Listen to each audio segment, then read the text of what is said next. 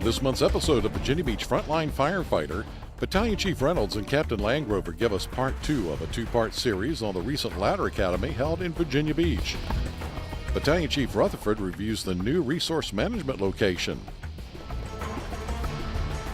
And in the final segment, we see how a recent robotics testing held at the VBFD Fire Training Center could benefit the Virginia Beach Fire Department and other public safety organizations.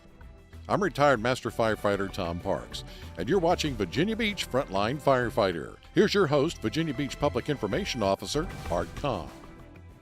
Hi, I'm Art Kahn, and welcome to this month's edition of Virginia Beach Frontline Firefighter. Last month, we began a 2-part series that highlighted the first ever ladder academy held at the Virginia Beach Fire Training Center. This month, Battalion Chief Billy Reynolds and Captain Woody Landgrover wrap up the series on what proved to be a very interesting week-long school that improved the efficiency of our ladder companies. Hello, I'm Captain Landgrover. The Fire Training Bureau recently completed the department's first ladder academy. The 6-day course covered aerial operations, forcible entry, ground ladders, and ventilation work. This was an opportunity to provide mission-critical training for our dedicated ladder company members. The course delivered an insight into truck company tactics that's been proven and implemented on the fire ground.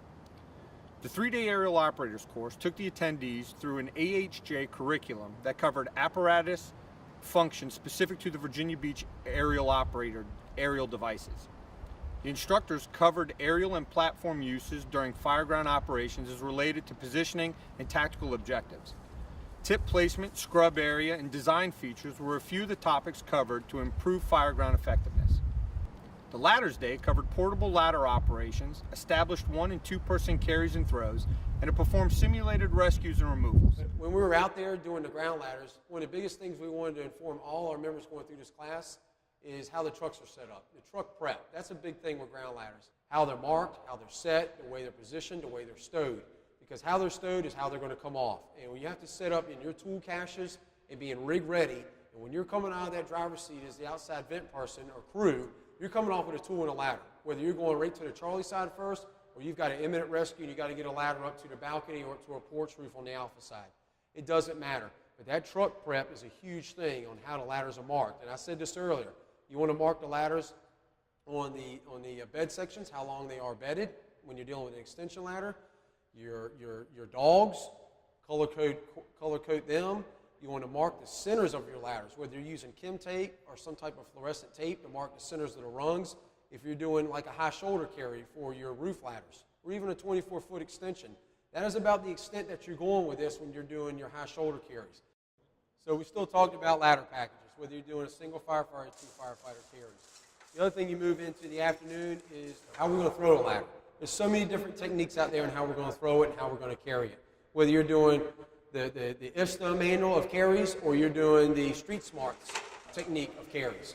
Again, you got to get the ladder to the scene. And then how are you going to get it up there? Whether you're dealing with a roof, a gable, a 2-story, a 3-story, a balcony, hooks in, hooks out. The other one is fly in, fly down.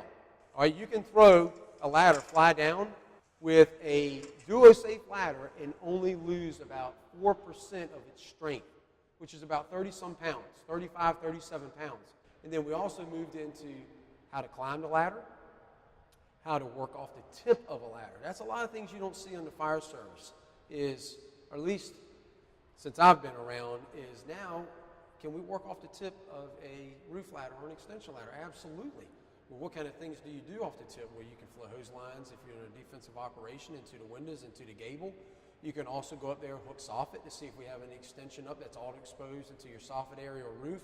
And I even go on to say if you're on air or properly positioned, that you're taking a hook and you're hooking some ceilings from a floor 2 or floor 3 of any type of multifamily structure and see if we got any fire extension in the overhead as crews are making their way, progressing up the stairs for fire attack. So again, yes, we can work off the tips of ladders, but again, we have to be smart about it. Is it footed properly? Is there a necessity to have a BA on? That's a game day call, and that can be a game changer too. Then you moved into kind of pulling everything together is we talked about venting with the tips of the ladders. I know that's not new to a lot of us out there, but again, there's different types of windows we're dealing with today. Whether they're the old style windows in which just the anneal glass, or we moving into storm breaker windows, hurricane proof windows, heavier, every window gets a certain wind rating, so there can be difficulty. And the higher you go up and trying to vent with the ladder, the more you lose on that ability of ladder to break that glass, because you just don't have that leverage and that force that you can drive at the tip of the ladder. And maybe use it up there as a ram. Do we put the hooks out or don't we put the hooks out? How do we remove a sash? So that was all built in the ladder portion with horizontal vent along with the ground ladder portion. So then we moved into day 3. Day 3 is one of the areas that I particularly love is ventilation. During the ventilation rotation, students were given the opportunity to perform vertical and horizontal ventilation on both residential and commercial structures, coordinated ventilation with fire attack, and even the systematic removal of smoke and other products of combustion on both those types of structures. Ventilation portion we built on that morning. At first we wanted to get our members on a roof and just comfortable walking on different types of pitches on a roof.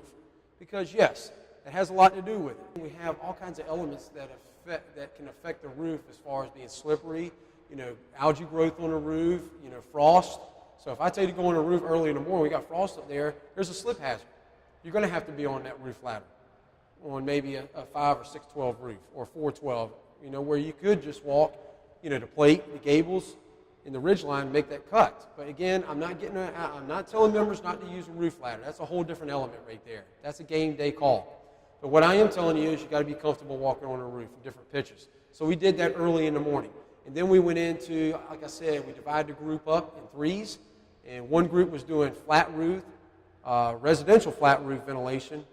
The other group was sent to peak roof ventilation, doing it off the tip of an aerial device, doing basket cuts. And then the third group, we did peak roof ventilation like we normally would do with ground ladders, utilizing a roof ladder. And then we rotated those groups every 3 hours or 3 hours and 15 minutes.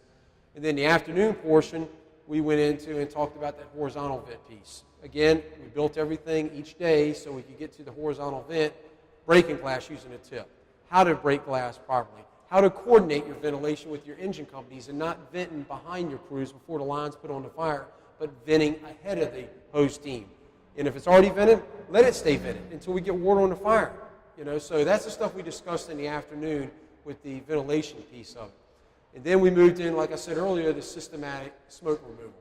And we talked about large area open searches, large open big box style warehouses, your strip shop facilities, school buildings, high rises, residential, commercial, and you name it. Just basically down to the single family dwelling and how to systematically remove the smoke. And again, there's different techniques on how to do that. Whether you're using a single fan, whether you use it in series where we're stacking them behind one another to build more PSI, as we're saying today, or cubic feet of air being pushed into the structure and pressurizing the space. And then we also did it in parallel, where we're stacking them alongside of each other because we're going into a large opening. So again, the ventilation piece, we built everything upon that day and did one big scenario at the end. The courses received positive response from those that attended and from the instructional staff. The Training Bureau would like to thank all those that helped make the Academy the success that it was, and we're looking forward to an even better Academy next year. The Resource Management Division of VBFD recently completed its move to a new facility that offers more space and an opportunity to increase the operational efficiency of this vital department. But as with any change, there is a learning process. Battalion Chief Van Rutherford agreed to help Frontline with this segment in order to answer some of the questions you might have about the new facility. Hey everybody, this is Battalion Chief Van Rutherford reporting from the new Fire Resource Management building. On this segment of Frontline Firefighter, I would like to discuss some of Resource Management's new procedures concerning emergency PPE exchanges, as well as some of the minor changes we're going to make to the delivery and pickup procedures. With the move here to the new building has allowed Fire Resource Management and the Training Center multiple opportunities. For us at Fire Resource, it allows us to be more efficient with not only much more space available, but having our items stored in a manner that allows us to, number one, inventory them properly, and number two, just pull them off the shelves for delivery quicker and easier to get out to you in the stations much more efficiently. It has also allowed the Fire Training Center much more space to grow and provide more programs for not only themselves but the upcoming recruits. For more information on this and more detail is City Manager Dave Hanson. Fire and EMS have both grown since we created the Burneck Training Facility, and we now realize that each of those departments need their own logistics and their own training so that they have an ability to continue to grow and respond to the growth of those calls for service that we're seeing on an annual basis. I think co-locating logistics is very important. That way we are able to co-purchase together. We'll get economies of scale in our buying power. We'll also have our storekeepers operating in the same warehouse together, so they'll be able to train together and they'll be able to share and actually cover down with each other. It'll be helpful. And then we'll also free up the training facilities, as I mentioned earlier. Burneck will be able to provide in-depth fire training, not just to our own department, but also maintain its regional leadership and training. EMS will have the new facility off of Virginia Beach Boulevard at the Adult Learning. And it'll take us a year or two to get them off the ground there, but then they'll have much larger facility. They'll have a lot of surface area so that they have the same kind of infrastructure support for that mission as well. All right, the way that we get our the commodities from here to the fire stations is Bob Sherman normally delivers them on the week that C shift works, the Tuesday and Thursday. He delivers them from here to the stations. We have a number of ways of getting stuff in-house. We have deliveries from UPS and FedEx. When we order stuff for the stations, we have it delivered here to Fire Resource. We have to receive it, check it in, and then we stock it. And when a supply guy from a station puts an order request in, we take that order request, put it on the trucks, and send it out for normal delivery. There's also a separate part of that process is we have what we call a midweek pickup, which is the Wednesday of every week outside of the normal supply delivery week that C shift works the Tuesday and Thursday. So what that entails is we have a driver that will come in, and we're gonna change the way we do business and have either Bob or Chuck or Dave Stites come in. They call the stations, all the stations in the field, and they find out if they have anything that needs to be brought down to resource management. If so, they'll go ahead and they'll make their rounds to those stations and bring that stuff back. That way it gets here into a timely manner, as opposed to waiting 3 more weeks to the C shift supply order again to pick things up. If there's anything that we have in small quantities that need to get to the station as well, we'll deliver that on the midweek pickup as well, but only small or very important items. During their quarterly PPE inspection, anything that's on that sheet that's checked as either marginal or failed, those things should be sent to sent to your shift safety officer every quarter. If there's anything in between that time frame of quarterly inspections, they can run it through the channel of the shift safety officer. That person will then make the determination whether the piece of item, the piece of gear needs to be replaced or not. And if it does, then he will send me a notification via email or a phone call saying that it needs to happen, and we'll get that taken care of immediately. Anybody that's coming down from the field in heavy apparatus, we would prefer you to park either on Taylor Farm Road, which is out in front of the building, or on Engagement Court, which is the court to the rear of the building. We want to keep people off the heavy apparatus, off of the ring road that goes around the building. Only light vehicles should be parking in the parking lot or driving around the ring road around the building. The new Fire Resource here, we have the entire space, the building is divided up into individual suites. The first suite you'll come to from the main offices is Bob Sherman, and he is in charge of all the fire and EMS and office supplies. So anything that pertains to your normal day-to-day firehouse operations, office supplies, or fire and EMS stuff, that'll go through Bob Sherman. The next suite down is Chuck, and Chuck has control of all of the turnout gear and uniforms.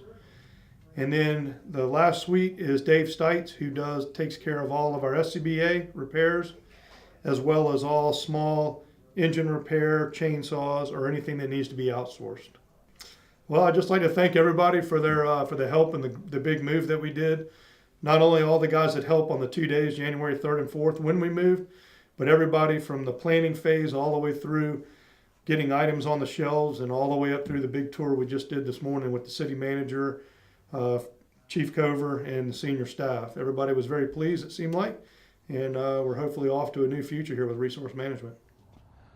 There was always a lot of visitors to the Virginia Beach Fire Training Center, but last month the FTC hosted an event that not only attracted first responders and military bomb technicians from across the country, but it also brought in robotics developers and engineers from around the world. My name is Jim Ingledew. Been a captain with the Virginia Beach Fire Department since 2000, joined in 1984. Currently, I'm a search team manager with the FEMA Urban Search and Rescue team here based in Virginia Beach. And about 13 or 14 years ago, Chief Cover asked Mark Hunley and myself to become part of a test method standardization for response robots working with NIST, the National Institute of Standards and Technology. So since then, we've been meeting yearly, maybe twice a year, developing test standards for response robots. Within ASTM, what makes the quality of ASTM standards so strong is really the diversity of the stakeholders that are engaged in the process. So for instance, in our committee E54, and particularly relative to the rescue robots, you know, we bring together all the different stakeholder interests. So we have NIST, as you mentioned, the National Institute of Standards and Technology. We have other agencies of the government too participating, probably the Department of Homeland Security, and I'm sure there are others. But then we also bring together the manufacturers, those that are buying the robots, the user community, the search and rescue community, the universities that are doing research in the area, testing laboratories perhaps. All of these organizations, interests, they have the ability to come and participate, share knowledge, especially in an emerging technology like this where the technology is changing so quickly and they want to be on the cusp, and so they share, and that's what helps produce the state-of-the-art documents that we have.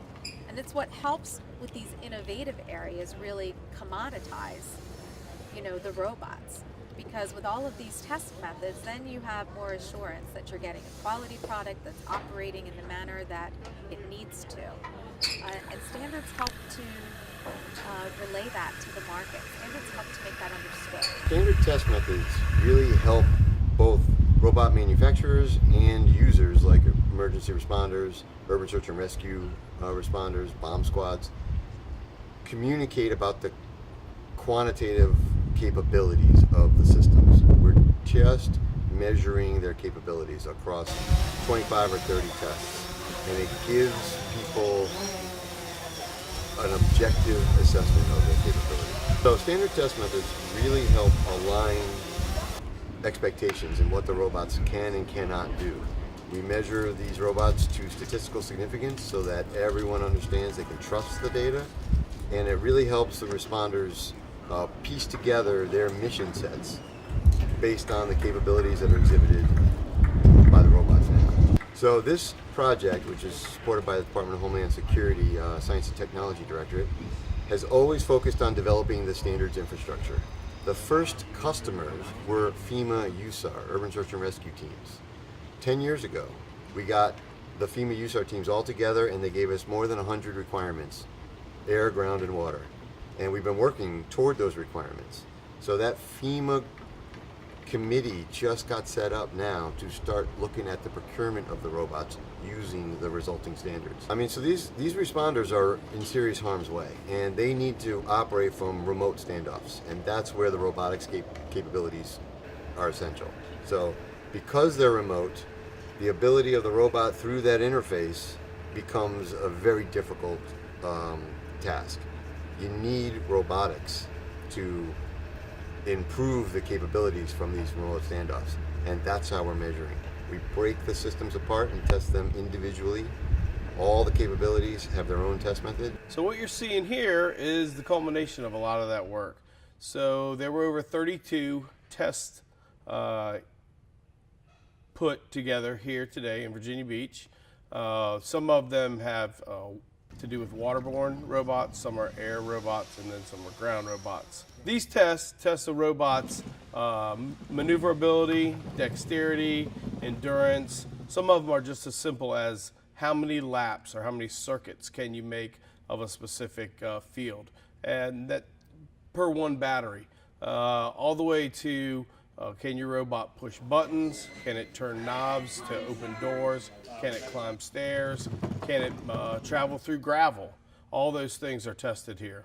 I think what the standards really do when they go through this process with all of the experts, looking at them and scrutinizing them and asking questions and challenging results, is they become best practices in the industry.